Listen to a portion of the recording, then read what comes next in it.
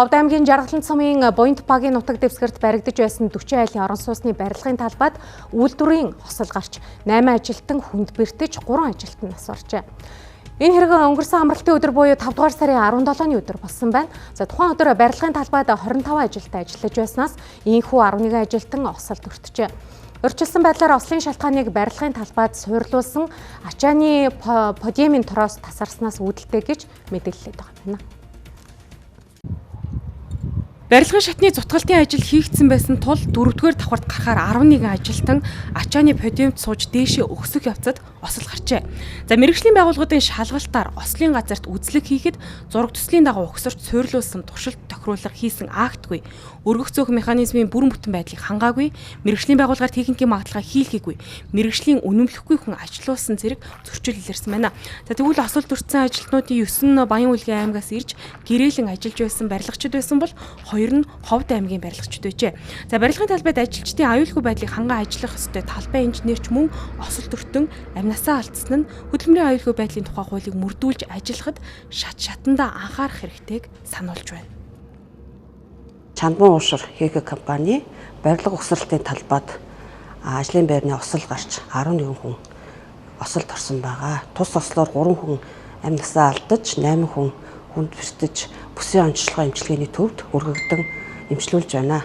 За аймгийн хөдөлмөр халамж үйлчилгээний газраас тус мэдээллийг аваад холбогдох мэдээллийг удирдах дээд байгууллагад хүргүүлж үйлдвэрийн осол дээр бол холбогдох хөдөлмөрийн эрүүл ахуй улсын ахлах байцаагч нар ажиллаж байна. Саяны бол тус компани маань 4 сарын 20-оос үйл ажиллагаагаа эхлээ явж исэн.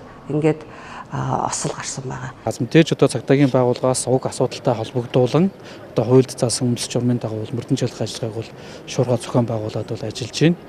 Тэгэхээр яг зүгээр тухайн хэргийн одоо явц за мэдээж шалгалтын явцад тогтоогдож байгаа нөхцөл байдлаас хамаарат бол одоо энэ хэрэгтэй холбогдуулаад бол холбогдох мэргэжлийн байгууллагын дүгнэлт гаргуулах ажиллагаанууд бол нэлээдгүй хийгдэнэ.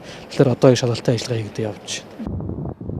Ховд аймгийн хэмжээнд 250 орчим аж ахуйн нэгж барилгын тусгай зөвшөөрөл эзэмшиж байна.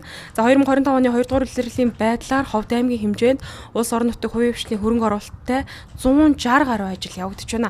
За тэгвэл мэргэжлийн байгууллагуудад зайлшгүй ажиллах ёстой өргөх байгууламжийн улсын байцаагчийн оронтой байдаггүй, баталж өгдөггүй, хөдөлмөрийн аюулгүй байдал эрүүл ахуйн тухай хууль тогтоомжийг мөрдөж ажилдаггүй зэрэг нь осол зөрчлөөс урьдчилан сэргийлэх, таслан зогсоох үйл ажиллагаанд хүндрэл үүсгэсээр байгааг мэргэжилтнүүд онцолж байна.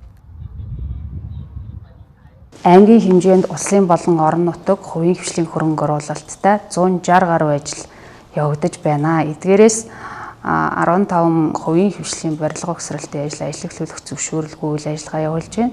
53 аж ахуй нэгж эхлүүлэх хөрвүүлэх зөвшөөрлөлтөө бусад нь тендер шалгаруулалтын ажил дуусаагүй мөн барилгын ажил эхлүүлэх хөрвүүлэх зөвшөөрөл шаардахгүй ангиллын барилга байгууламжийн ажлууд явагдаж байна. Энэ ослон аваргастай холбогдуулаад мэргэжлийн боловсон хүчнийг оронтойг баталж өгөөгөөс болж одоо энэ манай аймагт өчнөө автокаран бас ийм өргөх подиум гэдэг одоо энэ барилгын суурин кран, цамхагт кран, лифт одоо цахилгаан шат гэсэн үг.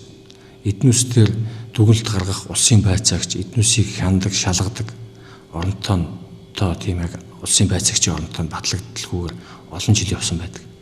Одоо энийг баталж өгөөч, оронтойг нэмэгдүүлж өгөөч гэд ажил авсныхаа ардхан талдаа сарын дараа яамнлуу бичиг явуулсан боловч одоо тодорхой хариу ирээгүй байдаг. Одоо 7-оос дээш давхар барилгуудад бол цахилгаан шат тавигдах шаардлага тавигдж байгаатай холбоотой энийг хүлээж авах